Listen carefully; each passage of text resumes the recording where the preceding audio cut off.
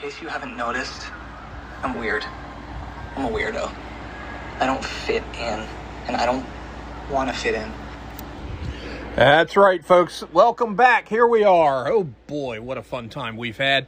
It is Wednesday, July 1st, 2026, and today we're talking about Citizen Vigilante, the movie that's causing all the stir. We're talking about the anniversary of the first day of the Battle of Gettysburg, the biggest, in terms of casualties, battle held in the Western Hemisphere. We are talking about all kinds of stuff today. I've got a story to tell you from my time as a sports writer. We've got all kinds of stuff going on. 30-day D&D challenge, you name it. Florida Man of the Week. We're going to go over just all kinds of stuff. And whew, you're going to be regaled with some stories, folks. Let me tell you. That's right. Here I am, David the Nerd Emperor. Welcome back. Season 2, Episode 6 of the War, Sports, and Dragons podcast.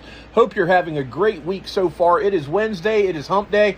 And maybe I'll hump later. I don't know. I've already humped some stuff around helping a guy do a favor. And as they say, no good deed goes unpunished. And we ran into some boomer Karen scold who just wasn't happy. So, well, General Stilwell from World War II fame said it best.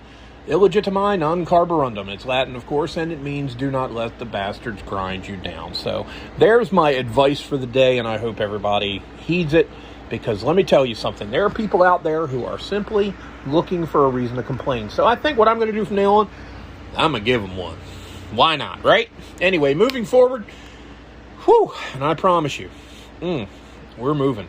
So, meanwhile, you can follow us not just on Spotify, where we began, but on Amazon, Audible, and iHeartRadio as well. And, no, the Apple Podcast thing still has not been unscrewed. I don't know how it's got screwed up, but we'll work on that. Anyway, follow us on Twitter at the WSD Podcast and the WSPD Podcast. Pick one.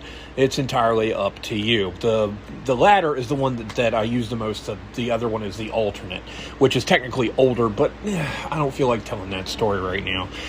And anybody that's listened to the podcast has already heard it. So there's that. Meanwhile, if you want to help us get better tech, pay the ISP bill, etc., you can do it through Cash App and Venmo. Each handle is the same, WSPD Pod. We're keeping that extra letter P for now. We have a Patreon page for subscribers to sponsor us and see all kinds of cool stuff, and it's as cheap as $3 for some of the premium content. Patreon.com/WSDragons. You can get freebies there for a free membership. But to get the good stuff, you got to be a sponsor. Now, the first 20 chapters of my first completed novel, Love's Crucible, is on there now. Chapter 20 just went up Sunday. It might, and I might, appear on Amazon. I say might. I don't know yet. I'm talking to some people about it, and we're working on some things and discussing options. But anyway, first chapter of that novel is available for free on Patreon. You can become a sponsor to read that. Like I said, $3 a month at a minimum, 10 cents a day, and you can sponsor a starving artist. Okay, I'm not starving. I'm actually well-fed and doing okay, but you can help me cover the costs of doing this, and that's basically what I'm looking to do. So, as we often do, we start with the war aspect of things, and today, July 1st, 1863, in the rolling hills and farmlands of Adams County, Pennsylvania, two armies met and fought for the better part of 72 hours, and over 50,000 men fell, dead or wounded, as a result. We are, of course, talking about the Battle of Gettysburg, and before we get too deep into it, got to talk to you about how to pronounce it. It is, in fact, Gettys, not Gettys. Getty Oil, I guess, is why people call it Gettysburg, but it's actually Gettysburg, named after a man named Gettys who opened a tavern at a crossroads on what is now known as Seminary Ridge back in 1761, I think it was, and it became known as Gettysburg, so it is not Gettysburg, just so everybody knows. Now, getting into things, let's take you back. We're going to go back a couple more days.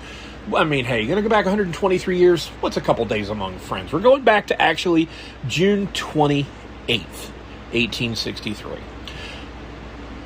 General George G. Meade was a corps commander in the Union Army of the Potomac. The Union, or the North, in the American Civil War, tended to name its armies after rivers, such as the Army of the Potomac, the Army of the James, the Army of the Ohio, etc., while the Confederacy, or the South, the Rebellion, they named their armies usually after regions or locations, such as Northern Virginia, the Army of Tennessee, and so on. Anyway, on June 28, 1863, a very hot potato landed in General Meade's lap, because just 7 weeks after his boss, who was then the commander of the Army of the Potomac, Joseph Hooker, suffered an absolutely humiliating loss at the Battle of Chancellorsville in early May, President Abraham Lincoln promoted Meade to overall command of the Army of the Potomac. And to be honest, he couldn't have been in much more of an unenviable position. Robert E. Lee's army was on the march. The Northern Virginia troops were somewhere in either western Maryland, northernmost Virginia near what is now part of West Virginia around Harper's Ferry, or maybe in southwestern or southern central Pennsylvania. And the Union Army was still dealing with the humiliation of Chancellorsville, still trying to replace losses, make good the casualties that they suffered in that defeat, and to try to organize a pursuit of the Confederates. So Lee, for his part, had a few issues of his own. The death of General Thomas J. Stonewall Jackson as a result of wounds suffered from friendly fire after the first day of fighting at Chancellorsville had cost Lee a very able general and a corps commander. Jackson had to have his left arm amputated as a result of being hit by 3 musket balls total, fired by Confederate pickets. What happened was, at the end of the first day of the Battle of Chancellorsville, Jackson and a few of his subordinates rode out between the lines, basically, to do a little bit of reconnaissance. And as they were in a patch of woods, that whole area is heavily wooded. The following year, in a nearby area, there would be a battle known as the Wilderness. But anyway, some Confederate troops saw him wearing a dark-colored overcoat and saw some other men wearing fairly dark clothing. Plus, it was starting to rain, so clothing got darker. You know how, when your clothing gets wet, it tends to get a little darker. Well, this was at the edge of dusk, and, nervous pickets, they didn't know who it was. They opened fire, and General Jackson took 3 rounds to various locations on his body, had to have his left arm taken off, and then pneumonia set in, and he died. That was on the night of May 1st when he got shot. He died 9 days later, and that meant that General Lee had to appoint a new corps commander, and one of his better and most aggressive generals was taken off the board. Now, on June 30th, near the small town of Gettysburg, Pennsylvania, forces began to come close to one another, and there was some brief skirmishing between some of the cavalry forces led by Union General Buford. I don't know what it is, but I cannot remember General Buford's name to save my life. It's John. I keep wanting to call him Don Buford, but we're going to talk about Don Buford when we get down to the sports part of the podcast, because I've got an interesting piece of trivia I'm going to let you have there for free. But John Buford is the name of the commander of a cavalry division that was skirmishing with what are called vedettes. Basically, they're forward observers / scouts / skirmishers that were set out by the Army of Northern Virginia to find out not only the lay of the land ahead, but to see, to reconnoiter and see what was going on. So on June 30th, near Gettysburg, there was a little bit of fighting, just spattered musketry here and there. But Jeb Stuart's cavalry, the Confederate commander of a large force of mounted troops, he was nowhere to be found because Stuart had taken his men off on a raid toward Harrisburg, the capital, which is about 40 miles to the northeast of Gettysburg. Just before you get to the capital there's also the town of Carlisle, Pennsylvania, and there was actually a significant engagement there outside Carlisle. I believe it was on June 30th or July 1st, but that's not really salient to this. Suffice to say, Stuart was busy until the afternoon and evening of July 2nd. Because of that, General Lee did not have his eyes and ears available to help him find where, as he referred to them, those people, the Union Army, were. So Gettysburg, now, just for a location, if you want to look at a map of southern Pennsylvania, it's south and slightly west of the capital of Harrisburg. It's 14 miles northeast of Emmitsburg, Maryland, which is in turn 24 miles northeast of Frederick, Maryland. So it's a good 2 days march if you're the so-called foot cavalry that the Confederates boasted of having, who could cover an amazing amount of terrain, often barefoot.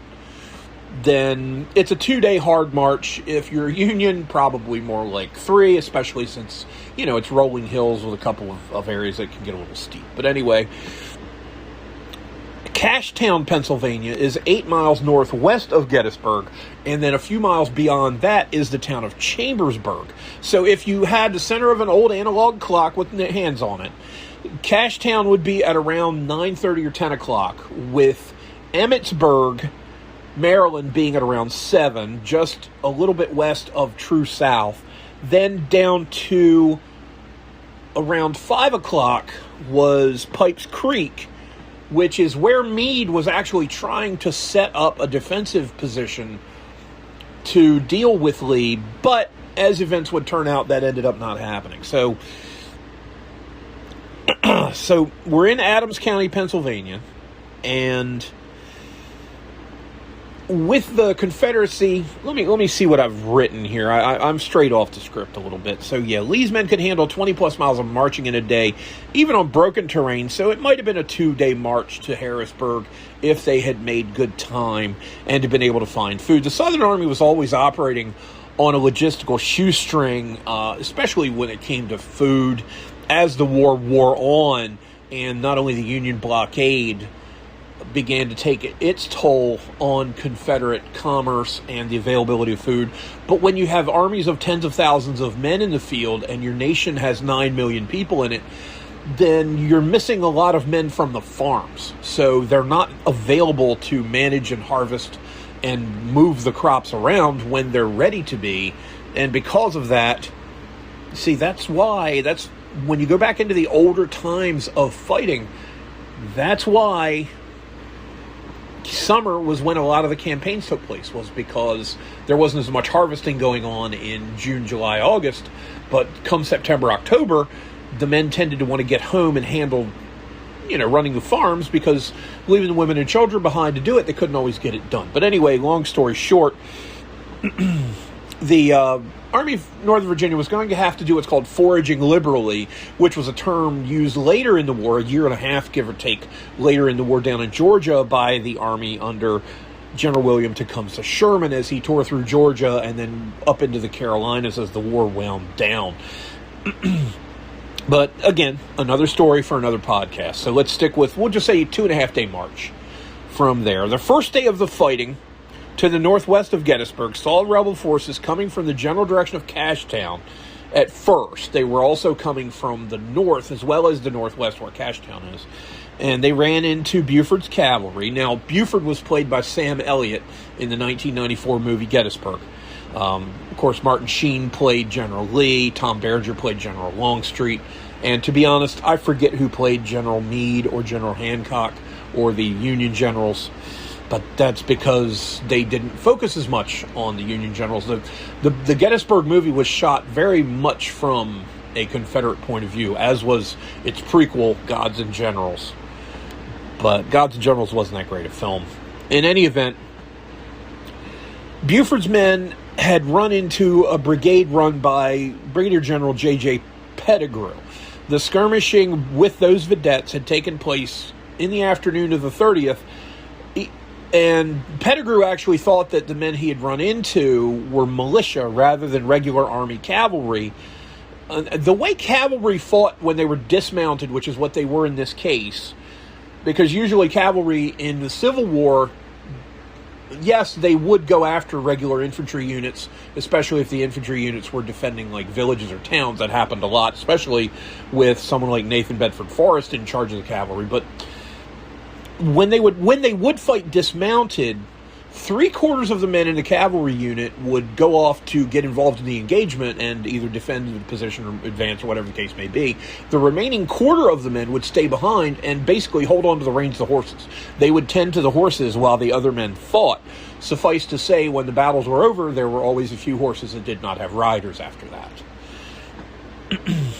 Now, the day before, on June 30th, Meade had issued orders to all 7 of the infantry corps in the Army of the Potomac.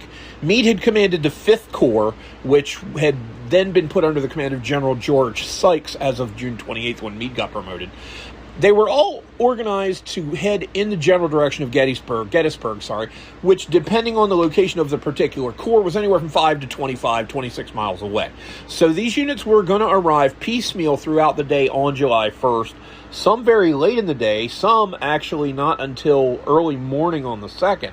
So some were not actually involved in the fighting, but 2 corps in particular got very heavily engaged, and we'll talk about them in a minute. Meanwhile, the rebels, having tried to concentrate on Lee's order in and around Cashtown, came in from the north and west, while the northern forces came in from the south and the east. And that's mentioned briefly in Ken Burns' Civil War series that was on PBS, and if you haven't watched that yet, where the hell have you been hiding?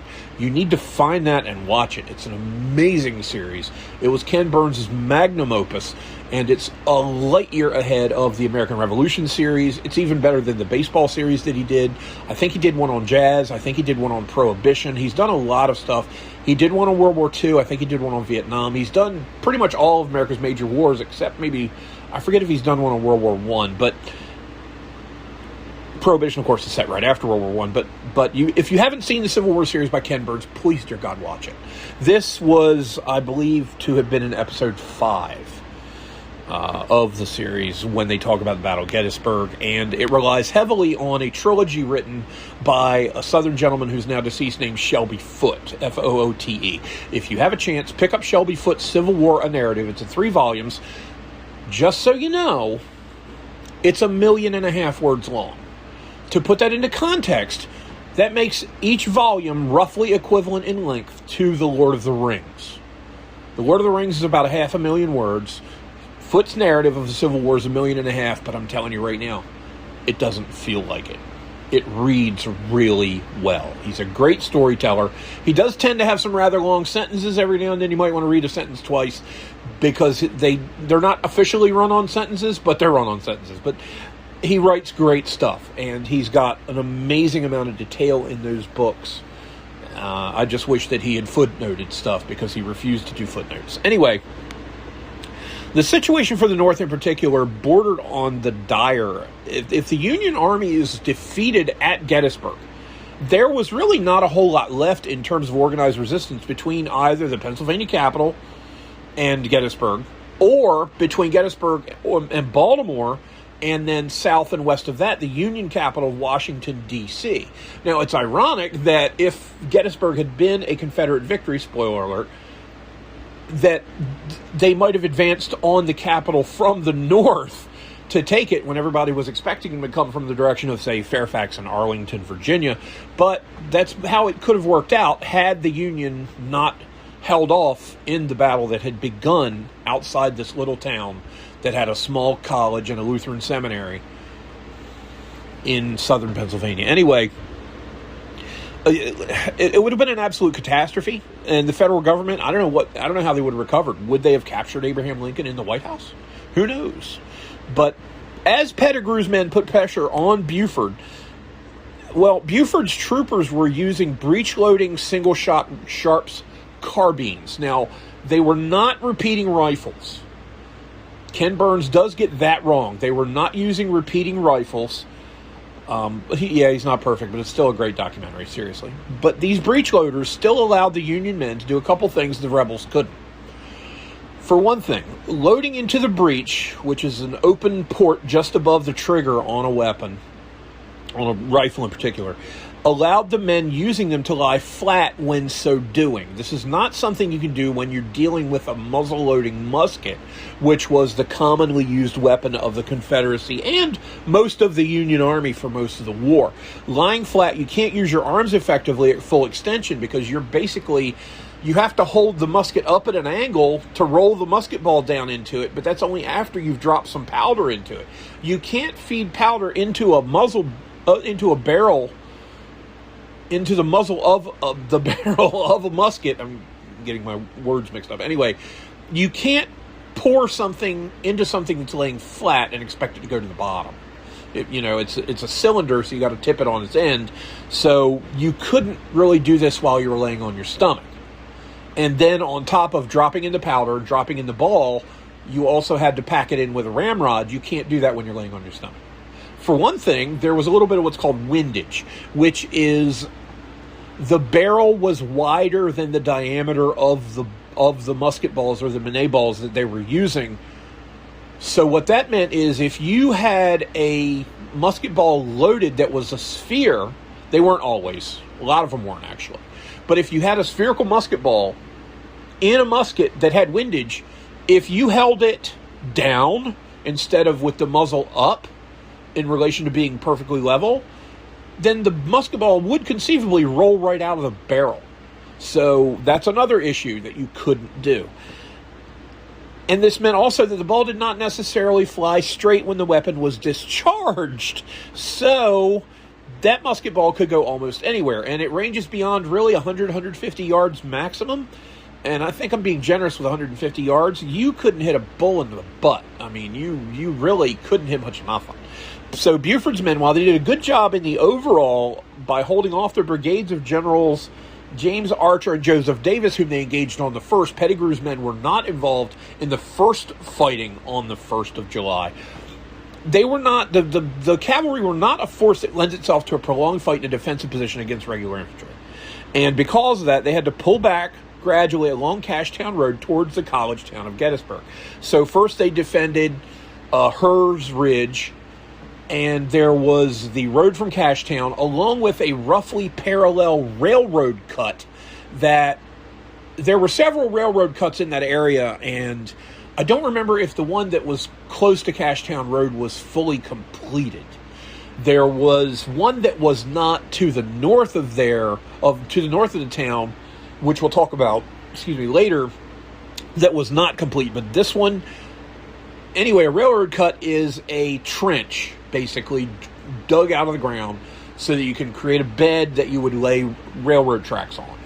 And the Confederate forces were advancing up that railroad cut and up the Cashtown Road, and of course covering the ground between, as Buford's men were defending on Her Ridge. Well, Buford pulled back from Her Ridge at around 10:15, 10:20 a.m. to McPherson Ridge, which was a little closer to town. Buford knew his men had to delay the rebels as long as possible, though, because coming into the area, he saw the 3 ridges, which were the major terrain features northwest of the town, and knew that, as is the long-accepted military axiom, including if you hold the high ground, it makes a defensive force a whole lot harder to dislodge from position, because advancing forces are fighting gravity, pulling them down as they walk uphill, and then the slope of the hill, they're trying to surmount that, and it slows them down and makes them vulnerable to enemy projectiles, think bullets, musket balls, for a lot longer than they would be if they were advancing across flat ground or if they were coming downhill. If you're coming downhill, gravity wants to pull you down. Everybody that's ever been on a hill knows this. You feel this propensity to run when you're walking downhill because gravity's going, come on, man, I need you down here. And anyway, Buford knew that if he lost all 3 ridges before any of the infantry corps could begin to form a coherent line behind him at a position a little bit farther back, like, say, Cemetery Hill, Culp's Hill, and Cemetery Ridge, which were south of the town of Gettysburg and became the important position, that if these other 3 hills, Her, McPherson, and Seminary Ridge, were not held for a while, then the Confederates would gain that high ground, and the tables would be turned, and that could be really bad. So they fought hard, but eventually had to give a little bit of ground. Now, behind McPherson Ridge lay Seminary Ridge, upon which sat a Lutheran theological seminary, a religious school, on the southern end of that ridge, hence the name. The one building that Buford was using as an observation post was built in 1826. So it had been there for over 35 years. And he was in the cupola up top that, using it as an OP, and had a great view of the surrounding area. Anybody that's ever been there can attest to that. Now, just so you know, the road that came from Cashtown is also known, or it becomes, I should say, the Chambersburg Pike. And Chambersburg is also where, between Chambersburg and Cashtown, I believe is where some of the Confederates were concentrating and then heading east-southeast toward Gettysburg as things went on. As Buford's cavalry fell back, the Confederate forces, of course, pursued under General Henry Heath, and that was his division, which included the brigades of Archer and Davis, as I mentioned. Now, the Union's First Corps, under General John Reynolds, started coming on into, okay, you have the front / no man's land / FEBA, the forward edge of the battle area. That's the point of the spear. That's where the fighting is taking place. A couple miles behind that, the 1st Corps had started to come in mid to late morning. General Reynolds and a few of his staff appeared first on horseback, because obviously you can get there a hell of a lot quicker, and he talked to Buford and assumed command, and then there was, I can't remember the first name of General Lysander. Lysander Butler was a brigadier general, and he had a brigade of Union men on the left, and on the right there was the so-called Iron Brigade. Now, these are men from the Midwest, but back then they called it the West. If you were from Illinois in 1860, you were from the West. And these men were Michiganders, Wisconsin men from that area. They were under Brigadier General Solomon Meredith. General Reynolds, though, didn't last terribly long personally. As he rode his horse, at one point near Herbst's Woods, he yelled out, "Forward, men! Forward, for God's sakes, and drive those fellows out of those woods!"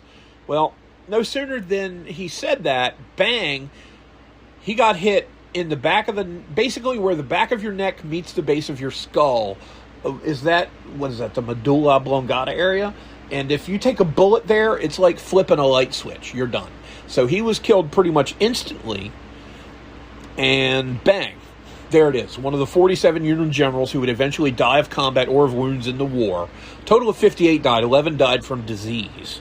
And so now you've had a change of command, and then the new commander has been killed. So Abner Doubleday then took over 1st Corps. Now, the thing about it is Reynolds, his men loved him, and Reynolds was considered by some, according to Shelby Foote, to be, quote, the best general in the Union Army, unquote. That he was the most talented and capable man, and now, boom, he's gone. Like that. So that hurt. That hurt the men a lot. But guess who took over? Brigadier General Abner Doubleday. Anyone who remembers that name might remember him as the man who's credited as the inventor of baseball. Well, he took over 1st Corps, and then I'm sorry, I lost my spot in the notes. Then colorsmen came under fire, but before they could establish their position fully, as they moved up to support, I think I said Lysander Butler and I meant Lysander Cutler. I think I have that name wrong. Anyway, Davis's brigade of Southern men began pouring musketry on them, specifically the 147th New York Regiment, and they would suffer more than 40% casualties on the day. 2 other regiments, the 76th New York and the 56th Pennsylvania, were a couple hundred yards back moving up, but the position's right end was covered, basically flanked, by the rebels. So what that meant was, if you've got a bunch of men in a line facing forward, you look to the right and you've got opposing troops that are past the edge of your right line and are forming kind of an arc toward your rear. So what they're going to do is that will create what's called an enfilade. And if you're a victim of an enfilading fire situation, that means that an opposing force can shoot it the whole length of your line from the side from a single position, and that will end badly in most cases. Those of you that are familiar with the Battle of Antietam might remember what happened to the Confederates in Bloody Lane once Union troops managed to get to the end of the Confederate position and start shooting at them from the end of that. That was an enfilade, and it was a bloodbath. So things did turn into a mess eventually, but at around 11 a.m., Doubleday committed his reserve force, the 6th Wisconsin, which was also part of the Iron Brigade, to join the other 2 New York regiments, and then a so-called demi-brigade under Colonel E.B. Fowler, consisting of 2 more New York regiments, the 84th and 95th, came in to fight the North Carolinian and Mississippian troops moving in from the north from Ewell's Corps. So now you've had the fighting along Cashtown Road and the railroad cut at 9 and 10 and 10:30 on the clock. Up at the top of the clock, around 11:30, 12, you've got the 1st Corps under Richard Ewell coming in, and or not the 1st Corps, the 3rd Corps under Ewell coming in, and now you're taking, flanking fire there. Like I said, you're risking an enfilade, and yeah, so the thing about it is, I'm getting a little bit ahead of myself. So as these New Yorkers moved in, they started really throwing fire at the Confederates, pushing them back a little bit, and there was another railroad cut that they tried to take cover in, an unfinished piece, which would connect the town to the Gettysburg and Hanover Railroad on the east side of town. This was on the west, slightly north side of town. But the cut was, at some points along its 600-foot length in this area, as much as 15 feet deep, and you couldn't use that as a firing position. The ideal defensive position for men, trench warfare is what you're talking about here, is for it to be 4 or 5 feet deep. And we won't factor in what artillery would do to that. But if you're looking at just a general firing position to deal with infantry, you want it to be 4 or 5 feet deep. That way men could stand on the bottom of the trench. Maybe they'd have to lean against the side, but they could put their rifles at the top of it and shoot at you from that position. Well, it's 15 feet deep. You really can't lay on the slope because you'll slide down, and it just didn't work. So they ended up getting involved in a hand-to-hand fight as the Union troops moved in, and it got really messy. As a result, a number of Confederate prisoners were taken here by men under Colonel Rufus Dawes. Dawes himself demanded the Confederate surrender. He wound up accepting the personal swords of 7 different officers as a result of it. So he's standing here holding seven Confederate officers' swords when this is all said and done. So by 11:30, though, a kind of lull had struck the battle, and Heath was kind of in a pickle now. General Lee had told him not to bring on a general engagement until the whole army had assembled, and it still was nowhere near being ready. But he had not really gone out. And done any true reconnaissance. What he was doing was called a reconnaissance in force, where you just send a large body of men out, and you call it a reconnaissance, but really it's a movement of troops. He used his whole division, and he ended up getting into precisely that general engagement that General Lee did not want him to be in. So what you had now is both sides trying to rush troops into the battle zone. Heath was joined by General Dorsey Pender's division just to the south. Pender's men and Heath belonged to Richard Ewell was commander of 2nd Corps. A.P. Hill was commander of 3rd, and James Longstreet commanded 1st Corps of the Army of Northern Virginia. Among the first rebel reinforcements were to the north of the fighting, and then, as luck would have it, Major General Oliver Howard's 11th Corps of Infantry began to arrive at around 11:30 a.m., and just as that was happening, General Wainwright's 1st Union Infantry Corps artillery began to arrive. So now the Union troops were getting some cannon support. Doubleday also got a couple more brigades from the remainder of the Union 1st Corps that moved into the line. He put one at the southern end of the line and one at the northern end of the line to hold things a little bit, to give it strength on the flanks, I guess you'd say. So it was about this time, as he surveyed the battlefield, that Howard learned of General Reynolds' death. So Howard, being the 11th Corps commander, was the senior man on the scene now. So Buford was under Reynolds. Then Reynolds was killed, and Doubleday kind of took over at that point. Well, now Howard is in command. Each side has part of 2 corps in the area.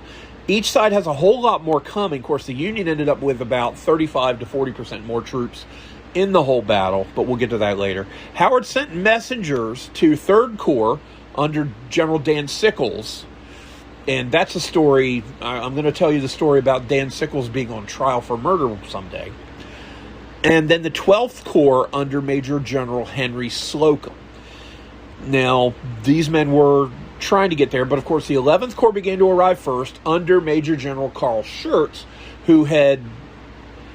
he was sent north. Those units were sent north to take a position on Oak Ridge and link up with the right of the 1st Corps, but Schurz was temporary command of 11th, Corps in Howard's place, and so General Schimmelpfennig, the 11th Corps under Karl Schurz, by the way, had a lot of men from Germany and Eastern Europe by heritage there, so there were a whole lot of Germanic and Polish and Hungarian and Romanian names in here, so that's why you're hearing Schurz, which is German, and Schimmelpfennig, which I think means shiny penny in German. I may be wrong about that, but Schimmelpfennig was handling 1st Corps briefly, so they got beaten to that position at Oak Ridge by General Rhodes's men of the Confederacy, so that link-up wasn't totally complete, and the line on both sides was still kind of incomplete and disjointed.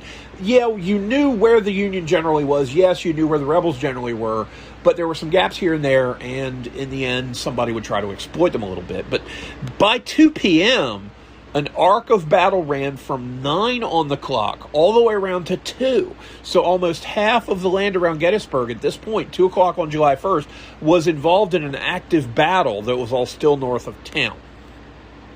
With 11 Corps deploying in front of their forces, Ewell and Rhodes, who were talking together at this point at Oak Hill, basically said, okay, this is beyond our control now. General Lee's order not to bring a general engagement has pretty much gone out the window.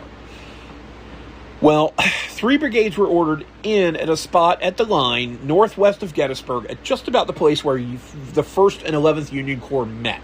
And that is always a pretty good seam to try to rip apart to divide an enemy force. In 1943, as you'll find out this fall when we talk about the fighting after the landings of Salerno in Italy, the Germans tried to do this at the Allied around the Allied landing grounds, and damn near pushed the Allies back into the sea. But again, another story for another podcast. See, don't you love these teasers? But there were a couple of problems with the attack. First, the 2 brigadiers that sent in their regiments, Edward O'Neill and Alfred Iverson, did not conduct any real reconnaissance of the area. And they didn't notice that there were men hiding in the trees behind a stone wall. So the 2 Confederate units that ended up going forward, the 3rd of which was under Brigadier General Doles, stayed back on flank guard. These 2 brigades ran into 6 veteran regiments under Brigadier General Henry Baxter of the Union, and they lit these North Carolinian guys up. A lot of the fire coming from that stone wall, and killed or wounded 800 out of 1,300 men. 60% casualties. And the way the battlefield was described afterward was that the men died in a line that was so perfect in some areas that it almost looked like they were standing on a parade ground and they got mowed down.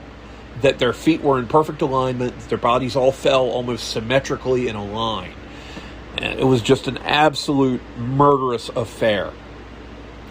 Shortly thereafter, though, Baxter's men, being part of the 11th Corps, were starting to feel the strain of the fighting already. Yes, they were the later unit committed in terms of Corps compared to the 1st, but the 11th Corps was under strength. They were down to around 8,700 men. They should have been maybe 15,000 or more, but they had taken some really heavy losses in May at Chancellorsville and had not made good on them. Plus, they were low on ammo.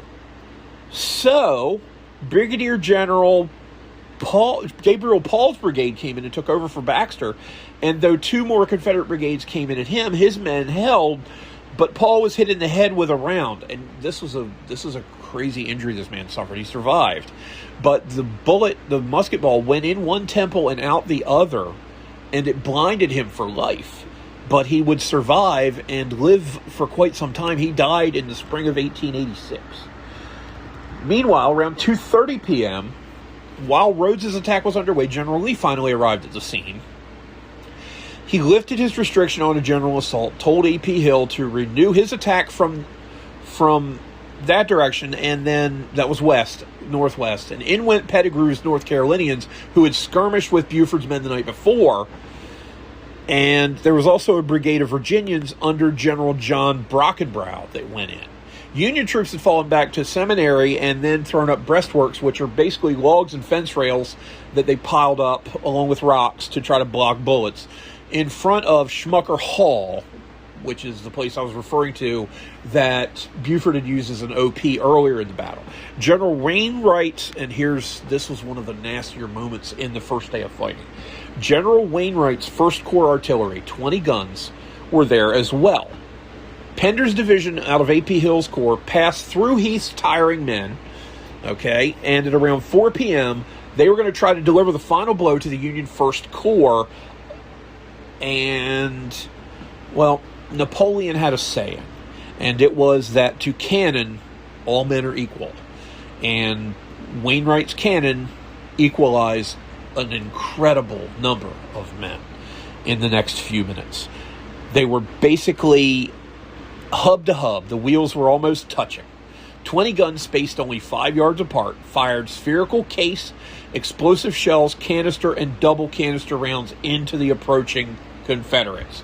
What is case shot? What is canister shot? Case and canister are very similar. Explosive shells are, basically cannonballs that blow up. But case and canister shot is, imagine ball bearings that are anywhere from 1/4 to 3/4 of an inch in diameter, packed into a coffee can. That is then, the extra space is filled with sawdust. And then you jam it down the muzzle of one of these cannon, and you fire it off. And it turned these cannon into gigantic shotguns. Shotguns with 4-inch barrels. Shooting. If anybody's ever seen a Claymore mine detonate, that's basically what was coming out of the muzzle of these 20 cannon across an area of about 150 yards.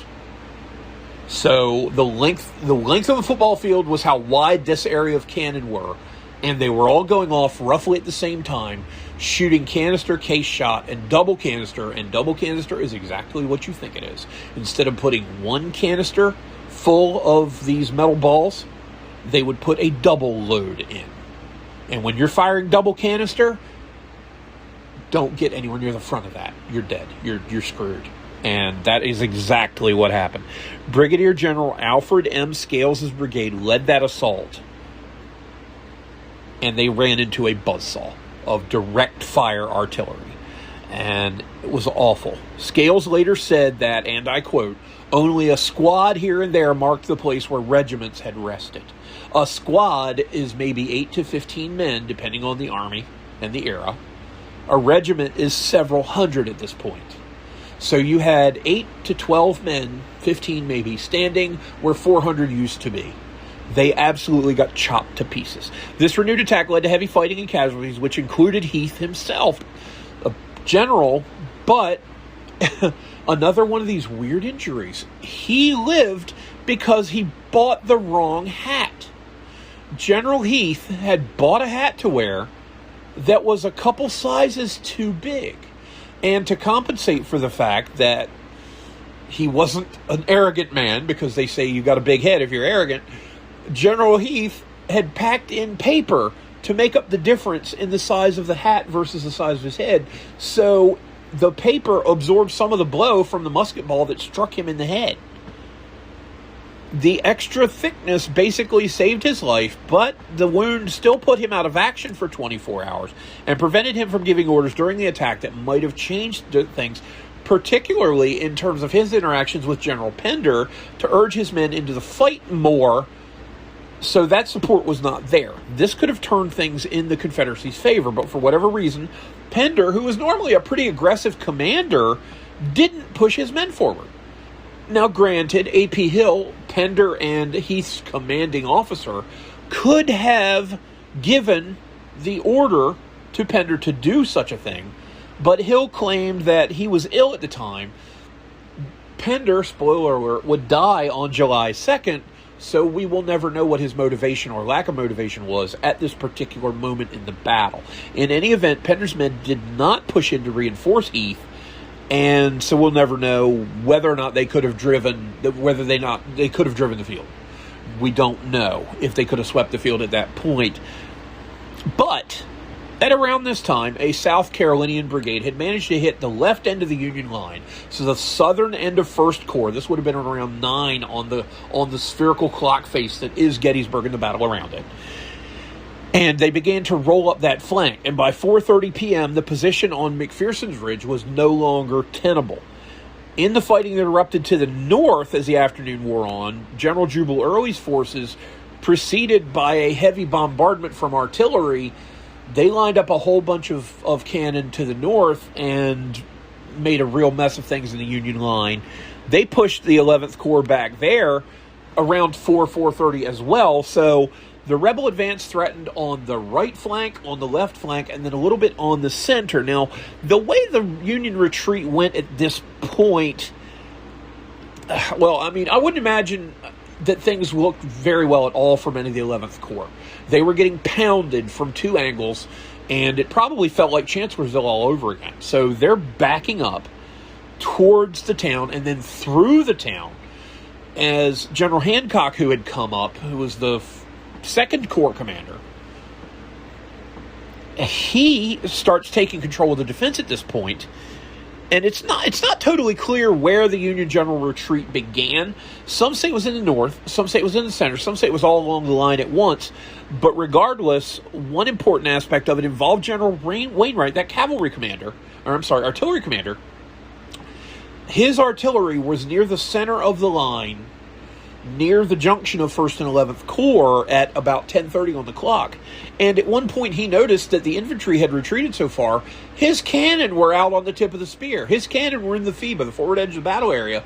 And if he stayed still for more than a couple more minutes, they were going to be overrun. And they would lose all those guns. So he told his men, limber them up, get them the heck out of there. But here's the order that changed things a little bit more. He told his retreating artillerymen to retreat at a walking pace. That as they hitched their cannon to the harnesses of the horses that were pulling them, that the horses were to retreat at a walking pace. If they had retreated at a full gallop, he thought, and I think Wainwright is correct in this assumption, it could have caused a panic among the retreating Union troops, and that retreat, which was fairly organized, it wasn't great, but it was not terribly disorderly. That retreat could have turned into an absolute rout, at which point the Confederates sweep the field and probably take the high ground south of Gettysburg and become, as a character said in the movie Predator, dug in like a tick. You were not going to get them off of that position, as we'll learn happened with the Union forces that held the position for the next 2 days. So, the loss of those 20 guns the first day would have been big. Plus, the morale factor was beyond imagining. Now, as the Union troops of 11 Corps began to trudge up Cemetery Hill to make a stand there, that was about when Winfield Scott Hancock, 2nd Corps commander, came up. Now, Hancock was probably Meade's right-hand man. He was, I think on the wiki page, and I don't like using Wikipedia, but I double-checked everything too, is Hancock was widely regarded as Meade's most trusted subordinate. He was the man Meade would turn to. He was to Meade what James Longstreet was to Robert E. Lee. He was the man. And Hancock was also a very able, if a little bit potty-mouthed, officer. He was charged with two things. The first was to take overall command. So now there's, how many changes of command is this? You had Buford, then you had Reynolds, then Reynolds died, and then you had Howard, and then where's Schurz and all that? And now Hancock is here. So, wow.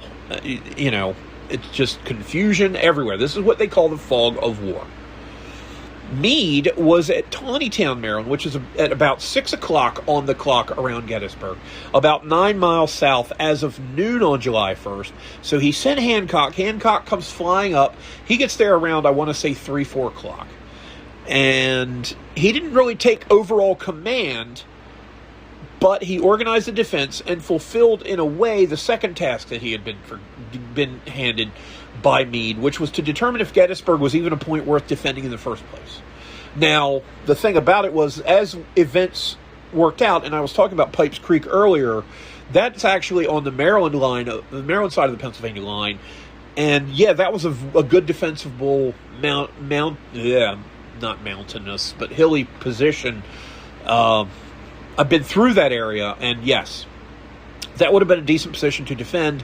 But that option was kind of taken out of Meade's hands because the battle was raging in Gettysburg.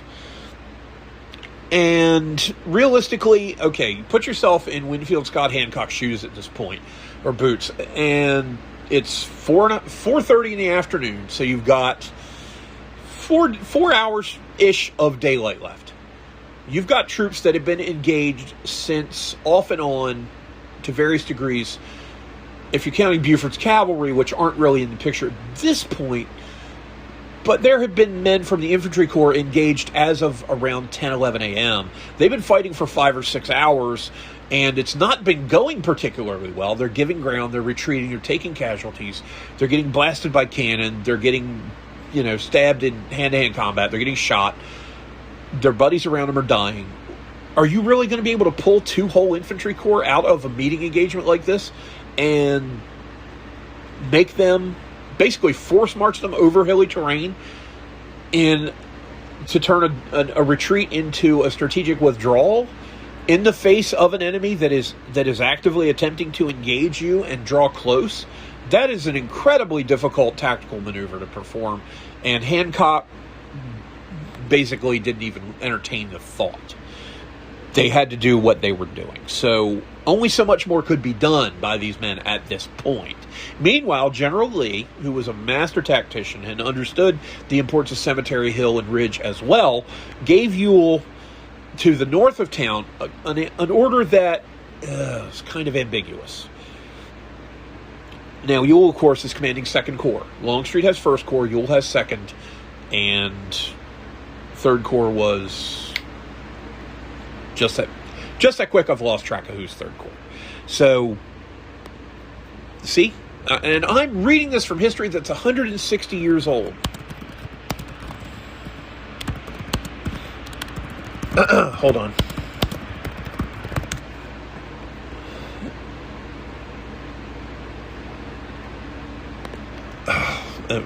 And of course, what does it do? It tells me Dan Sickles, which is the 3rd Union Corps.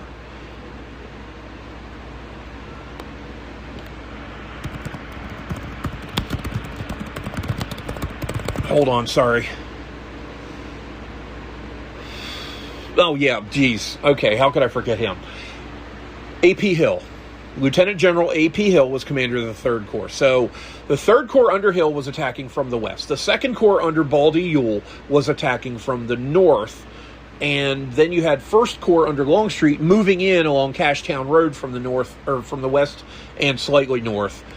So those were the 3 corps of the Confederate Army at this point involved in the fighting. The Army of Northern Virginia at Gettysburg. Sorry. Forgive me for doing that. I just had to know who that commander was. But Hancock did what he could, but the onus of the battle really was on the side of the Confederates at this point, because the Union troops had maintained some level of overall cohesion. Yes, they were retreating. Yes, they were taking horrendous casualties. I think 9,000 Union men fell that day, wounded or dead. So they had taken, at this point, probably 7,500 casualties. But the onus was still, the burden of proof was still on the Confederates. And then Lee gave Ewell a rather ambiguous order. And the order was to take the hill, meaning Cemetery Hill, Cemetery Ridge, and Culp's Hill, that area. Culp's Hill formed the northeastern part of the upside-down fish hook, and then Cemetery Hill connected to the northwest of that, and then going south towards Little and then Big Round Top, you had Cemetery Ridge. So he said to take that hill, but to not bring on a general engagement until the rest of the army had assembled. Well, that is kind of ambiguous, because if you do what General Lee tells you to do, you have no choice but to instigate a general engagement, because you're going to have so many men get involved that everybody's going to have to throw everything at it from both sides in order to not either lose the initiative or let the other guy gain it. And thus, the battle for the high ground kind of petered out as the day went on, because Ewell chose not to attack. Now, the thing about Ewell is he inherited Stonewall Jackson's 2nd Corps upon Jackson's being, seriously injured at Chancellorsville. And a lot of people have speculated that had the much more aggressive Jackson been in command, the 2nd Corps would have gone after the Union position, and we don't know for sure what might have resulted. The Confederates were getting a little tired, too, at this point, and they had suffered around 6,000 casualties, all told, between 2nd and 3rd Corps. Now, one interesting wrinkle. I've had friends debate this, and they war-gamed it out. In the spring of 1988, my friends Steve and Eric, at a now long-since closed comic and used bookstore called Dandelion Books. It used to be at 415, or I think it was on East Dover Street in Easton. I can take you there and show you there. It's a Mexican tienda now. But it used to be Dandelion Books, and in the back room, we used to play games. Well, Steve and Eric took Steve's copy of the 1977 version of Gettysburg, an Avalon Hill game. Avalon Hill being a great board game company that was based in Baltimore that is now no longer around. Well, they got bought by Hasbro, so I guess technically they exist, but the original Avalon Hill game company, as it was, is long gone. But they've played the 77 version of Gettysburg. There are 3 versions that Avalon Hill made. They made a 65 version, which kind of wasn't very good, compared to 77. 77 was the best version, and the 1988 version of Gettysburg for the 125th anniversary of the battle is playable, but it's kind of a kiddie version of the battle. You know what I mean? You're playing basically Monopoly versus a war game, to me. It's so incredibly dumbed down. But I prefer the 77 version. In the war game, the guys played, Eric was the rebels, and Steve played the Union forces. Eric's contention was that 2nd Corps could have taken Cemetery Hill and Cemetery Ridge and Culp's Hill on day 1. Steve thought otherwise. They war-gamed it out, played the first day, and Steve, as the Union, absolutely beat the crap out of Eric's Confederate forces. Now, granted, this is a single war game conducted by teenage boys in the 1980s, and Steve knew the game mechanics, and Eric was the first time ever playing this particular board game. But I watched the whole thing. Eric made very sound tactical and general decisions, but Steve simply outgeneraled him. Now, I don't know how well Hancock would have handled that against Ewell and A.P. Hill, but in that wargame version, basically toward the end of it, you had 3 or 4 understrength Confederate brigades being hit by twice as many full-strength Union forces, or not full-strength, but twice as many Union troops as the day wore on, and no, it didn't happen. But, so, Steve Sheedy, if you're listening, here's to you, but please note, I can still kick your ass at Fortress Europa, and I challenge you to a face-to-face game of that we have not played since 1992. But anyway, after Lee's order, Ewell requested assistance from A.P. Hill, but Lee did not want to release the 3rd Division of 3rd Corps, which was under General Anderson, and Hill, like I said, this men had suffered a couple thousand casualties at this point. He begged off, saying that his men were a little bit depleted, worn out, and he wasn't going for it. So, now Edwin Coddington, in his book, The Gettysburg Campaign, says this, and I quote, "Responsibility for the failure of the Confederates to make an all-out assault on Cemetery Hill on July 1st must rest with Lee. If Ewell had been a Stonewall Jackson, he might have been able to regroup his forces quickly enough to attack within an hour after the Yankees had started to retreat through the town. The likelihood of success decreased rapidly after that time unless Lee was willing to risk everything. And since he said to Ewell not to bring on a general engagement, that implies to me, pretty simply, that Lee was not willing on the first day of what turned out to be a 3-day battle to risk everything. Eric did. Eric lost. So Lee was not at this point willing to do that. He still had Longstreet's men that hadn't been committed to the battle, and he did not deploy the 3rd Corps Reserve Division to reinforce the westernmost of his forces, and the first day's fighting dwindled into darkness, the Union and Confederate forces still trying to race their troops into the line. Thousands of men on both sides would arrive by mid-morning July 2nd, including General Meade later in the evening on July 1st. And the battle would continue from there. And that, my friends, is a story we will tell on Friday. And I promise you, I will be doing a podcast that day. Names such as Pickett, Chamberlain, and Warren in particular will come out of that conversation, and others will be written into the annals of American military history as the bloodiest battle ever to take place in the Western Hemisphere raged in Adams County, Pennsylvania. So far, after just one day of fighting, as these forces coalesce and prepare for a bigger scrap the next day, so far 15,000 men have already been killed or wounded.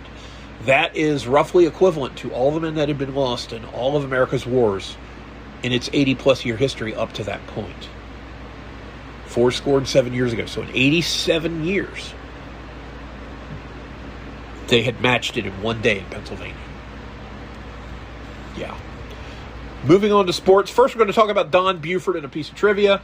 Don Buford just celebrated his birthday recently. I forget how old he is.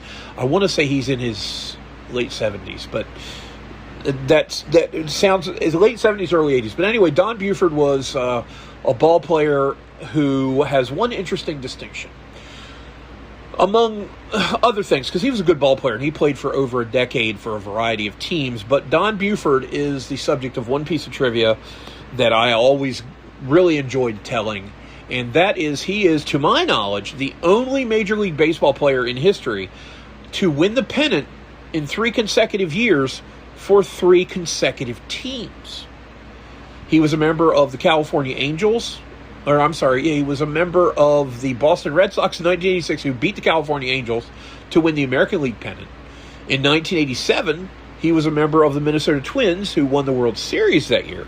And then in 1988, he was a player for the Oakland Athletics, who won the American League championship. Of course, Red Sox lost to the Mets in 7 games in 86, and the A's lost to the Dodgers, who couldn't hit a lick, but they had amazing pitching, in 1988 in 5 games. I still can't forgive you, Eckersley.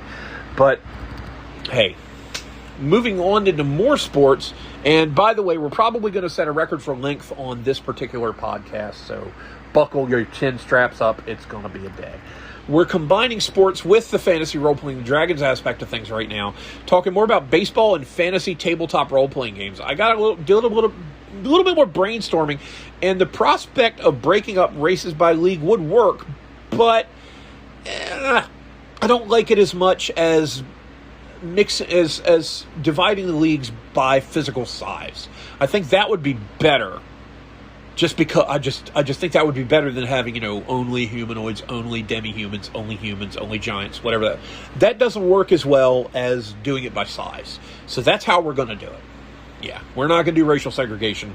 We're going to have a short people's league and a regular-sized people's league and a big dudes league, okay? The umpires would need to be wearing armor for the biggest league, though, because an ogre with a club could hurt a fellow if he strikes out after, a borderline 2-2 slider and he gets rung up and he's carrying a club that's 4.5 feet long. So you got to think about that. But in working on it, yes, dead magic zones would be the only way to go so that people could not magically tamper with the games as they're being played. In my world, Trinith, there are mages who specialize in basically creating magic-free zones. They are called null mages, all one word, or null wizards. And they are for hire on a contractual or individual job basis. For a price, you could turn any area of almost any size into a magic-free zone up to, several hundred acres. And you could do this on a temporary or permanent basis depending on if you have the money and if you hire the right wizard. These wizards accommodate any job provided you meet their price. Franchises bid for these null mages every baseball season as it begins in the month of spring sign, which is to our calendar, I guess you would call it late. Weather-wise, it would be similar to late March in the Northern Hemisphere, and ends in the month of Gather, which is October-ish. So it's about the same duration as the baseball season here in the real world. The playoffs take place throughout the month of Gather, and by the first day of First Chill, which is basically November, the Trinith Cup winner is decided in the 3 leagues. The league was originally formed in 1137 by Imperial Reckoning. It's now 1302. So the league has been around for 165 years. It's been around for quite some time. And there are teams all over the place. Now, the small league is called the Wee Folk League, or the WFL, and they play on a 50-foot infield with the plate 38 feet from the mound. Then the Big People's League, or which would be us guys, us humans, and people of medium size for purposes. So you have small, medium, and large or larger creatures is how it would work in terms of game scale. If you were a small class creature, you would play in the We Folk League. If you were a medium, you would play in the Big People's League. And if you are a large or huge, you would play in the OBL, the Oversized Baseball League. In the regular league that you and I would play in, it's the typical 90-foot base paths, 60 feet 6 inches from the mound to the plate. But in the OBL, the bases are 120 feet apart, and the mound is 81 feet from the plate. The rules are generally the same as in real-world baseball, but there's no designated hitter. Roster sizes are capped at 24, and the fences can vary in distance from 250 down the lines at Red Sail Field in Esplanades, capital city, which is a We Folk League field, to over 600 feet at Monolith Field in Omeron's capital of Esternon, that's where the oversized team, appropriately called the Giants, plays its home games. The ball is similar to the one used in the dead ball era in that it's not wound quite so tight and doesn't have a massive piece of cork in the middle of it. But it is replaced when it is scuffed or dirty. This is a difference between true dead ball play. In the dead ball era, they could use the same ball the whole frickin' game. And by the end of the game, you were beating on something that was a little bit tougher than a beanbag, but it had about the aerodynamics of that. And that's a function. That's part of why, if you look at the error numbers and the fielding percentages from the dead ball era prior to 1920, that and them not using as high quality gloves to catch the ball, there were a ton of errors because the ball could do anything, man. It could do anything. Every ground ball was a knuckleball, so you never knew where the heck it was going to go. But league, the home run numbers are down from major league numbers of today, but they're significantly higher than in the pre-1920 play of Earth. Because, yes, the ball doesn't have the pop off the bat that it has now, but it's replaced when it gets significantly scuffed or dirty, so they tend to use fresher balls and they fly a little better. League hitting stars include Grack, a half-ogre who roams the outfield for the Esternon Giants. Then you've got Billy Lightfoot, a halfling second baseman from the Esplanade Range Runners. And then there's Terrence Ocknard, a human catcher for the Barnhill Sorcerers of the Big People's League. So these are some of the names just, I threw out there just to add a little color to it. The leagues vary in number of teams, conferences, divisions, and so on. But the smallest league, the smallest league in terms of team numbers is the Oversized League. The OBL has 16 teams in 2 conferences. Each conference has 2 to 4 team divisions, and they play an 80-game schedule with a couple days off between each game. The WFL, the We Folk League, has 4 conferences of 10 teams. Each conference is split into 5 team divisions, and they play 120 games. Then the BPL, the Big People's League, plays in a 40-team league of the same size and composition, and they play 140 games.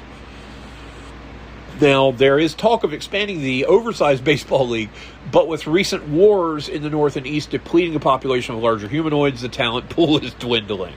So there we go. Now we're going to talk about dragons a little bit more and do day 20 of the 30-day D&D challenge. What is my favorite humanoid/giant/fae creature? Humanoids, it's a tie between gnolls and hobgoblins. I also like bugbears, and they're the subject of several of my novels down the road, as a very special bugbear named Garth is the focus, but you'll have to check that out on the Patreon as those chapters begin to be published. I want to say that's happening in the fall. Gnolls, they're some of the bigger humanoids that they're not goblin-kin, they're not goblinoids, but they're similar in some of the things they do.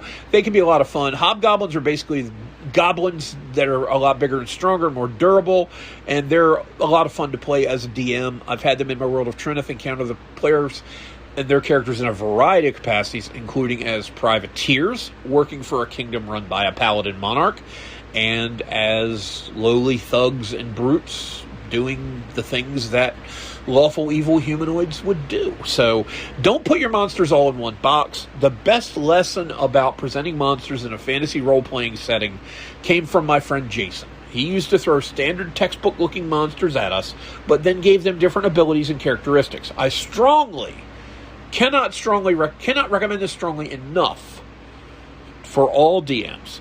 It cuts down on the metagaming, so players don't always, the player character knowledge thing, it's no longer an issue, because if you run into a red dragon that breathes poison gas, or a white dragon that breathes fire, the player characters are going to pick up the monster manual and throw it in the garbage because it's no longer useful. It cuts down on metagaming, keeps players guessing, and it's not mandatory to do it this way. If you want to use textbook monsters, that's fine too. You can change whatever you want or keep it the same. That's the beautiful part about the game. It's flavor to taste. Have the orcs organized like the French Grande Armée under Napoleon. That's your call. Tucker's Kobolds from Dragon issue number 127 from 1987, the editorial by Roger Moore, the editor at the time, is a great example of an incredibly well-organized, low-level creature that can wreak absolute havoc with a higher-level party. Do not make your creatures cookie-cutter types. Even if those creatures are monsters that you as a DM are going to use, and I'll just leave it at that. Now, favorite giant, I got to go with the fire giant. I was one of those kids that liked making fires and doing silly stuff when I was a kid. I was not a pyro. I was not a vandal. But I liked to dig a hole, throw stuff in the hole, and light on fire. And usually I'd find some fireworks or something, and, we'd have a capital time with it. But that was, occasionally, I'd melt a couple of toy soldiers every now and then. Or I'd light a few Fritos on fire. I learned this when I was a kid. Fritos you can take a cigarette lighter and light a Frito on fire. They have that much oil and grease in them. They're cooked into vegetable oil that's actually fairly flammable. These restaurants, these fast food joints have grease fires all the time. That's what it comes from, is from the vegetable oil. And anyone who ever watched the show Survivor Man with Les Stroud surviving in various different places saw him do that in an episode, I think, set in the Badlands of Utah, where he used a Frito to start a fire. So it does work. But I got to go fire giant for giant class creatures. They're big enough, they're nasty, and they have hellhounds as personal pets and guard animals. I mean, anyone who has a puppy that can breathe fire on you is A-okay, in my opinion. Favorite Fae? I gotta go mermaid. They're classic, and they can be used in a variety of ways. If you tweak their alignment a little bit, they can be really fun. So, mermaids, yeah, that's what I would go with there. Now, moving on to, I don't know if I want to do this now, but let's go ahead and delve into it. Now, anecdotal evidence is one of my segments where I tell stories, and yes, it has included things that I've had happen while I was a sports writer, but we're going to call this Sports Writer Stories. And my story today is a cautionary tale about being a helicopter parent. So if you are one of these daddy ball type of guys that you think the 401k that you've got your money invested in at work is riding on the outcome of your kid's 10U travel baseball tournament, then this is geared towards you specifically, jackass. So pay attention. All right, now this is around 2008. I'm working for the newspaper in Easton, Maryland, and I'm going to use the name of one person because he was the hero in this scenario. The guy who was the not so heroic fellow in this, I'm not using his name, but I'm going to use the name of one of the two kids that were discussed also. I'm going to use the hero coach and the good guy player. I'm not going to use the parent and his son's name. That's how we're doing this, all right? So, it's 2008. I'm in, really, it feels more like Denton, Maryland, but technically it's a Ridgely, Maryland address if you go to North Carolina High School in Caroline County, Maryland. North Carolina is technically a Ridgely address, but it's only 1.5 miles from downtown Denton, the county seat of Caroline County. You're actually like 7 or 9 miles from Ridgely, but that's just the way the map is. So anyway, I'm at North Carolina High, and North Carolina has just defeated my old high school, North Dorchester High, in a baseball game. The head coach at the North Dorchester High team at this point was a fellow named Dan Hordert. Mr. Hordert teaches science, chemistry, and physics, or he used to. I'm pretty sure he's retired now. He had been teaching for a few years when I was there in the 80s, so I'm sure he's retired now, and I hope he's enjoying his retirement. I loved talking to this man about baseball. He was a great guy to talk about baseball. We traded baseball cards in the 80s. I remember trading him a George Brett for a Reggie Jackson from one year's set, and he was just a great guy. Plus, he was a hell of a modified pitch softball player, and I forget if he's in a softball Hall of Fame somewhere, but he darn well ought to be, because he was a great, great hitter. Anyway, it's 2008, give or take a year. I'm at North Carolina. I think actually it was probably 2006 or 7. And we'll say that the father of senior, we'll call him Larry Edwards. We'll say that Barry Edwards, Larry's father, comes up to Coach Horter, or as I used to call him, Mr. Horter, because he was my science and chemistry teacher in high school. Coach, I got to ask you something. I just need to know this. And Dan gets this look on his face. Oh, God, here it comes. Again, another parent complaining about playing time for his kid. I want to know why my son is a senior and he's not in the lineup, but you got a freshman playing third base, which is my son's position. Without missing a beat, Dan, who was down on the ground zipping up an equipment bag, stands up, looks Barry Edwards in the eye, and said, "Sir, the freshman is hitting .415 and does everything I ask of him. Your son is not hitting his weight, and he has an attitude." I can't imagine why. Well, if this was said in the era of Twitter, the responses would have included things like, "Ooh, apply ice to that burn," because you could actually hear this man's hair catch on fire from what Dan said to him. And to be honest, kudos to Dan Horter for this. He said the perfect thing at the perfect time to the perfect recipient. This was a helicopter parent who, didn't know what the hell he was talking about, and decided to give a talented and caring and compassionate and hardworking, dedicated, nice, every positive adjective you could have about a high school baseball coach a bunch of unnecessary crap because his son, who couldn't hit a lick, was riding the pines. Well, he said that. And was there anything else? Was how he followed it up. So he lit this guy on fire and then said, "Was there anything else?" And all Barry Edwards did was turn around and start to walk away. And as he did, "I don't believe this nonsense. I've coached at the highest level." Well, I have a genetic predisposition to not being able to shut the hell up when I should. And I heard myself say, "Oh yes, World Series champion manager Barry Edwards. I remember the name well."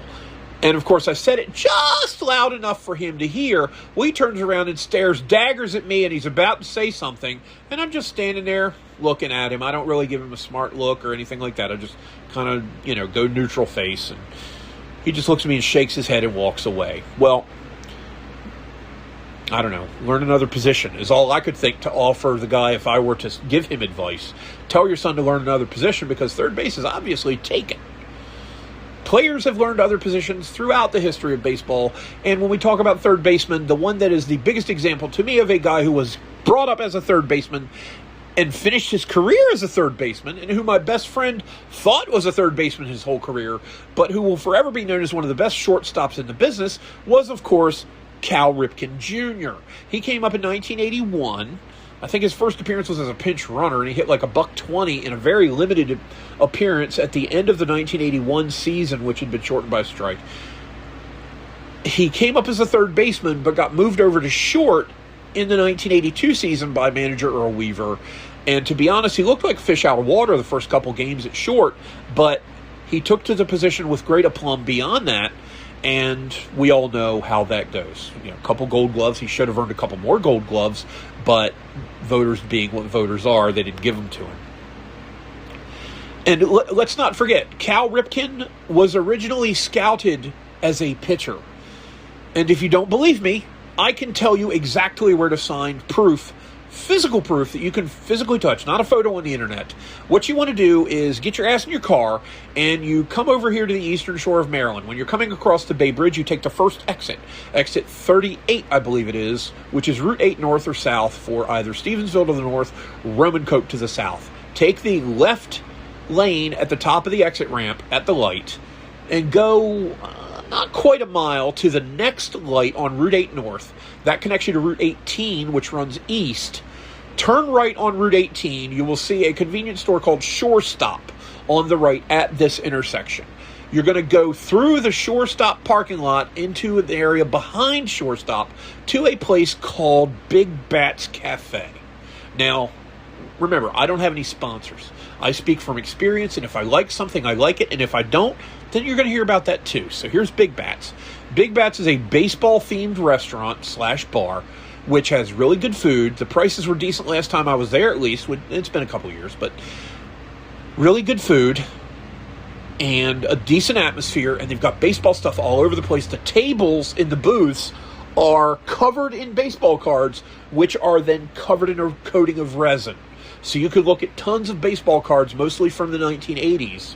As you're eating, there are baseball bats on the walls and autographed balls and autographed bats and autographed jerseys. And there's multiple screens of TVs showing baseball and stuff, all kinds of sports everywhere in this place. It is a great place to go. They've also got a video arcade for the kids. As I said, they got a bar. The owner's name is Steve Garland, at least as of the last time I was there. Steve still owned the place. It's been open since like 1997. I've actually emceed baseball-related events that were there. A great place to eat. Well, in one of the sections, if you ask someone who's been there a while and knows where stuff is, you can sit at a table, and on the wall next to this particular table, you will see the scouting report on a fellow from Aberdeen High named Calvin Ripken Jr. And he is scouted as a pitcher when he was in high school. All right, so Cal retooled. This kid here, Larry Edwards, didn't. And because of it, he didn't see the field a lot as a senior. But for what it's worth, he didn't have a great attitude. So we'll just leave it at that. Now, the player that they were discussing that was a freshman, you might want to look this kid up. He shares a name with, I believe, a professional football player, an NFL guy, Trayvon Johnson, Trevon Johnson. But look up Trayvon Johnson, UMES. When he graduated from North Dorchester High School, he went to college at the University of Maryland Eastern Shore in Princess Anne, Maryland, which is an HBCU. It is a Division I school, but they don't get a lot of money, so they're not a strong sports program. NFL Hall of Famer Art Shell, who played for the Oakland Raiders, went to UMES back in the, 60s. And it's a nice school. They are starting to get a little bit more funding. The campus is getting bigger and better. And they have, I think it's pronounced Hitch, or Hytch, HYTCHE Center is where the gymnasium is and where they do indoor track and basketball. Great facility there. I've covered a number of high school playoff games and tournament games there. UMES is a great school. Well, Trayvon Johnson, whom I once saw hit a ball, not just out of a ballpark, but over the road behind it, and I swear the ball was still rising when it got to that road, is an amazing three-sport athlete. He was a goalie for the soccer team, and ND does not have a strong soccer tradition, but they made it to regional finals a couple years, I think, with him in the net. And he was also a very good wrestler in the mid to high weight classes. I don't remember what weight classes he was wrestling in. It's been 20 years almost now. I want to say he was somewhere in the 160, 171, 189 range. They've changed the weight classifications for high school wrestling since I stopped working at the paper, so they're a little different. Actually, they changed them just before, in my final couple of years working there, but they used to be, 103 pounds, 112, 119, 125, 130, 135, 140, 145, 150, 160, 71, 89, 215, and then heavyweight was considered 285. If you were 286 or more, they probably wouldn't let you wrestle heavyweight, as I recall. But anyway, Trayvon ended up becoming, and plus he's a great kid, comes from a family of athletes. Got three brothers, Larry, Raheem, and I cannot remember the third brother's name off the top of my head, that were all incredibly athletic and skilled in various sports. Trayvon is, as far as I know, still the all-time leading collector of hits for UMES. He won all kinds of accolades while he played there. They're in the MEAC conference, and he was a stud in college. He did not go pro, but he had a good college career, and he was one of the probably 5 best athletes ever to come from my old high school. So, this is who that arrogant, non-hitting senior was up against. And the stud was actually only a freshman. So, yeah, it was an absolute laugher of a conversation. And I would recommend that from now on that you don't argue with a coach about your kid's playing time. All right? Just don't. Just don't. To be honest, you're a pain in the butt when you do it anyway. And you usually don't have an argument. You just want to see your kid on the field more. And that's your whole argument.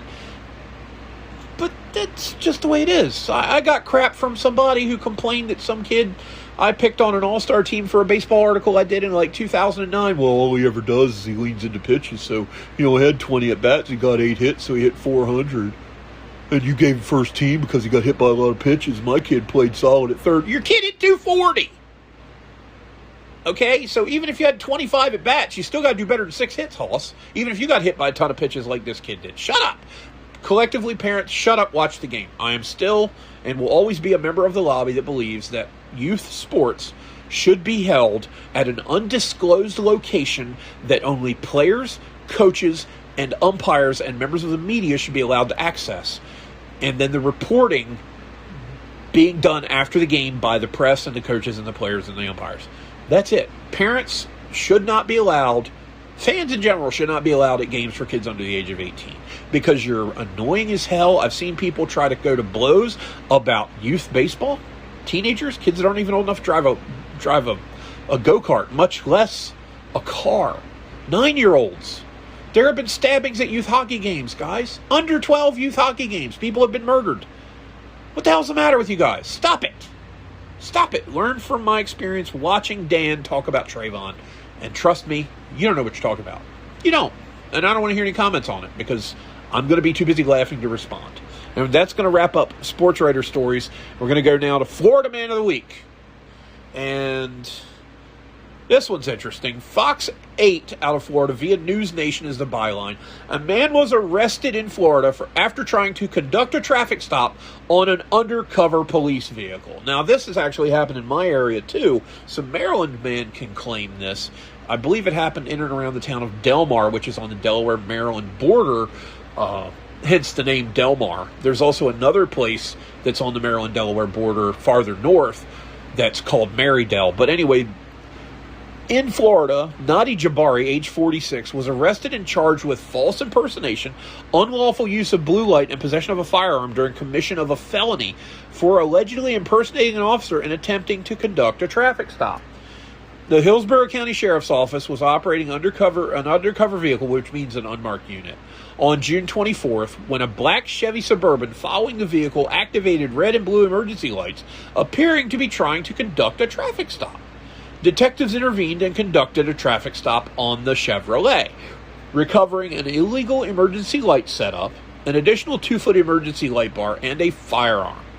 When someone falsely represents themselves as law enforcement, they threaten the trust that exists between deputies and the community we serve, said Sheriff Chad Chronister. Quote, this individual's actions were dangerous, deliberate, and illegal. We will aggressively pursue anyone who attempts to impersonate a deputy and use that deception to intimidate or endanger others, unquote. The department reminded people that if they are in doubt about the legitimacy of a traffic stop, they can drive to a well-lit location nearby and call 911 to ensure they're being stopped by an actual officer. Yeah, folks, that's actually good advice if you have that concern. I wish more of the people that showed up in viral internet videos who are doing dumb crap to cops would do this once in a while. It might save you a felony or two, and you might not show up on body cam footage of the cops having to use their wireless hole punchers on you. Okay, if you don't want an air conditioning vent installed in your torso, then maybe act like you've got some sense around cops. And if you're not sure you're being pulled over by a legitimate policeman, as you're being pulled over, call 911 to verify. It's not a difficult proposition. You don't have a problem talking on your phone about who got voted off the island last night. If this is your finances and your driving situation in jeopardy and possibly your health, safety, and life or death, yeah, maybe call 911 and verify it. It's okay. Plus, there are incredibly few fake cops out there, okay? Now, yeah, there are some bad ones mixed into the good ones, but you know what? I'd take a bad cop over a fake cop almost any day of the week. I don't know about you. And now, get your drum rolls ready. Hit them. Let's hear them. I'm sorry, I don't have a drum roll sound effect handy. It's time for me to do my review of the movie that everyone's talking about, Uwe Boll's Citizen Vigilante.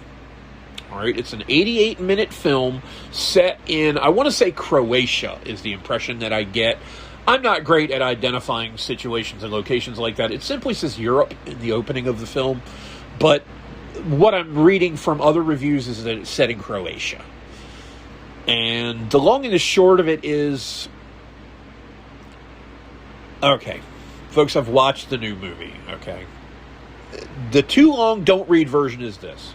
5.5 out of 10 stars. It's not a strong plot, kind of a wooden main character, and there's a pointless sex scene wherein the male character, the main character, the so-called hero of the film, who isn't really one, talks about mold in a building, for crying out loud. And it's basically sort of a cousin-ish film to movies like the Taken franchise, starring Liam Neeson. This one stars Armie Hammer as an American in Croatia who's maintaining his family's property rental business.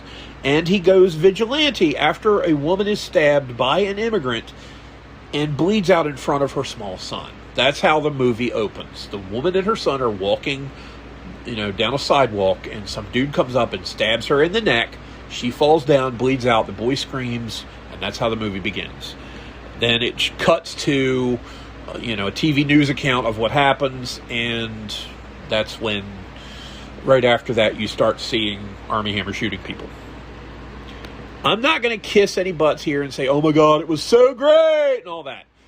It's an average film on its merits, on how the film is acted, on how it's written, on the editing, etc., etc. If you look at it from that technical standpoint, it is simply an average film. It's not really great. It's not the kind of film you're going to want to watch every week. It's just not. It's not very well acted. And Uwe Boll, I haven't seen a lot of his. I've seen 3 of his films. He's no Alfred Hitchcock. He wrote and directed and produced this film. But the thing that's making all the noise online is the message that it puts out. That a man, disgusted by the stuff done by people who are flooding into a given nation, and then the things that are done by politicians and judges to not punish the guilty for crimes they commit, who just happen to be these immigrants flooding the nation. I point you to the 2-tiered policing system that appears to happen in the UK now. Basically, I can tell you beyond a shadow of a doubt that this film would not be made were this not an issue. This is not the type of film that is exploiting a fictional issue to try to become profitable. It's a rarity that films with similar content portray people who aren't white as criminals. That's Hollywood's big thing. All the bad guys are white. All white men are evil or incompetent, and minorities are almost always portrayed as poor little picked-on victims of the oh-so-evil white man, trademark symbol. The crime stats do not bear that out, folks. But Hollywood doesn't really let such things as facts get in the way of their crappy arguments, like the movie One Battle After Another, which might be... I watched that a few months ago, and that might be the worst movie I've seen in the last 5 years. It got a bunch of Oscars because the Oscars are all political now. This movie is overtly and very political too, but it's not left-wing slanted, and people on the left, when they are criticized and facts and statistics are pointed out to them that support themes like this film, they lose their frickin' minds. And that is why this film is causing so much controversy, is because it has touched a nerve in the general population about it. You have the people that see these things as they are and can say, yeah, I can understand why there's something like this. In Britain, just the other day, a 73-year-old man who's not British by birth, I'll put it that way, involved in 30 rapes of young girls, will not be doing any prison time. Interesting, huh? Why is that? Yeah. The stories I could tell you about my own life. Anyway, to make a long story longer, Citizen Vigilante is a movie you may want to see, and maybe you'll watch it again down the road, but it's not one you'll watch 15, 20, 30 times. Maybe not even 4 or 3.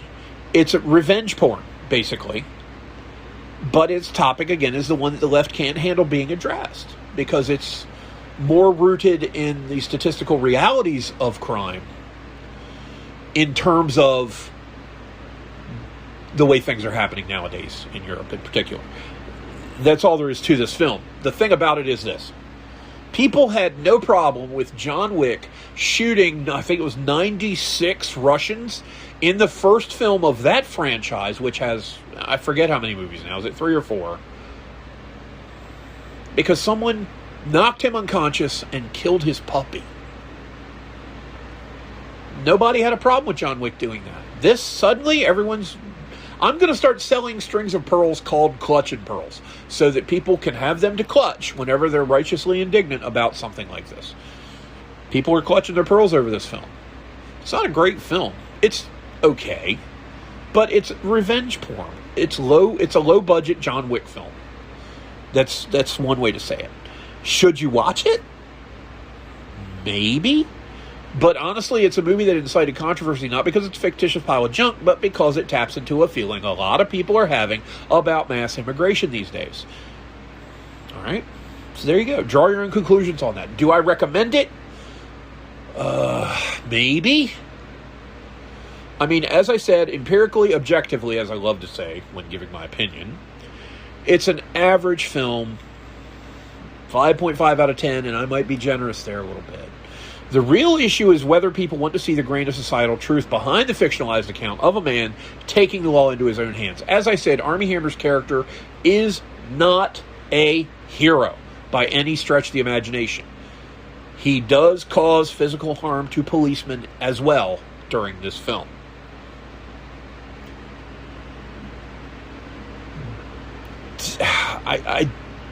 Let me make this bad analogy.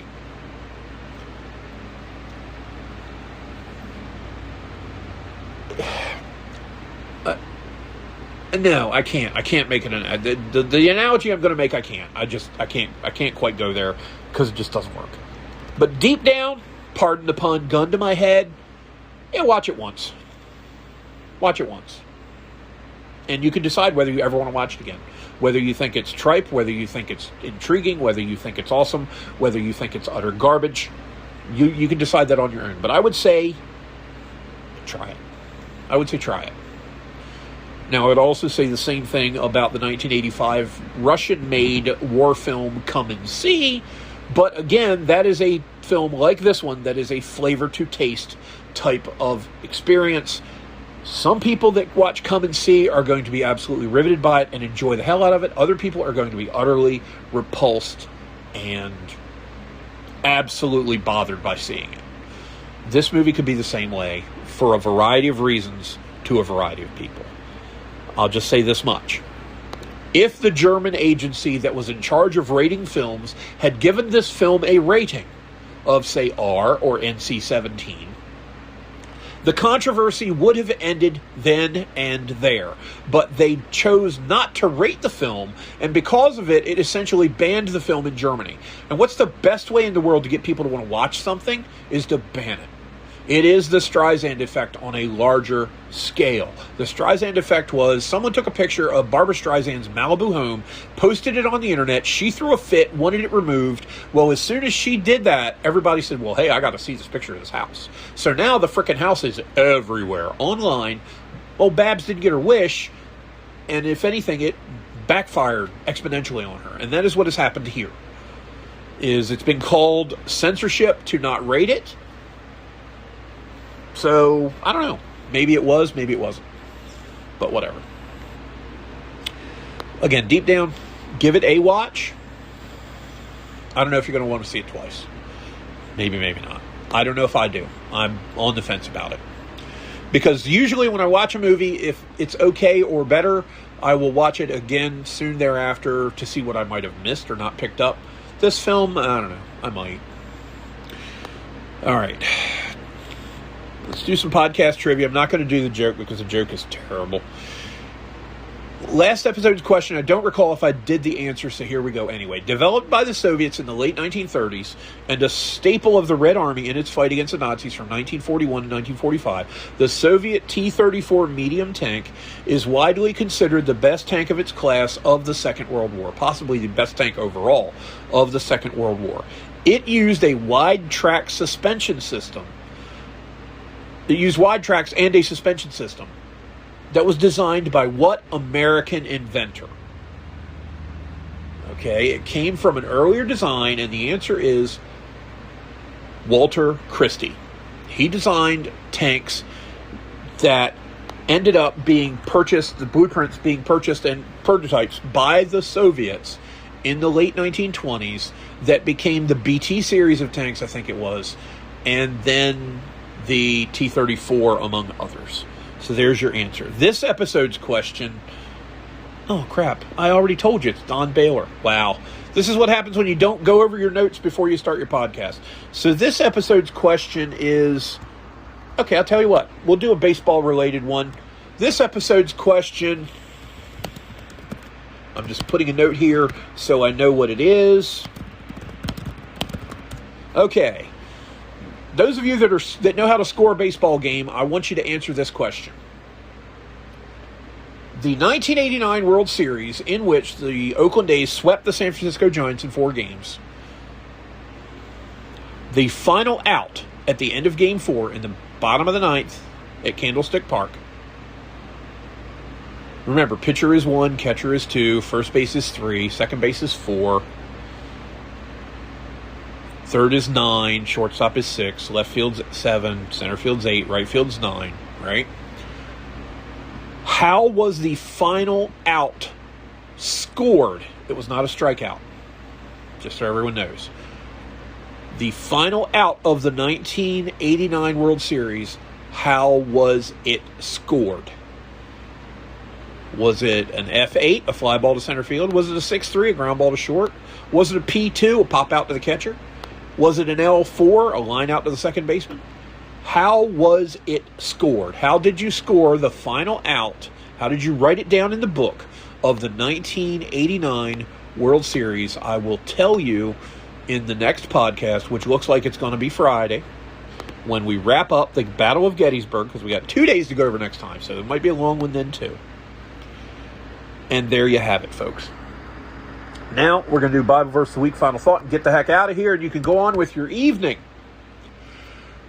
Bible Verse of the Week is this. Proverbs 15, verse 1. A gentle answer turns away wrath, but a harsh word stirs up anger. This verse shows that your calm words can stop an argument from getting worse. On Monday, I had to resort to this tactic in a phone conversation with someone, and it worked really well. I had the other person laughing a couple minutes later after things got a little bit heated. And a laugh, as Henry Blake said in an episode of MASH, a laugh turns away wrath. And this is a scriptural backing for it in a way. So, a gentle answer turns away wrath, and a harsh word stirs up anger. You get what you give in terms of conversation. So there you go. It's always good to de-escalate and defuse it.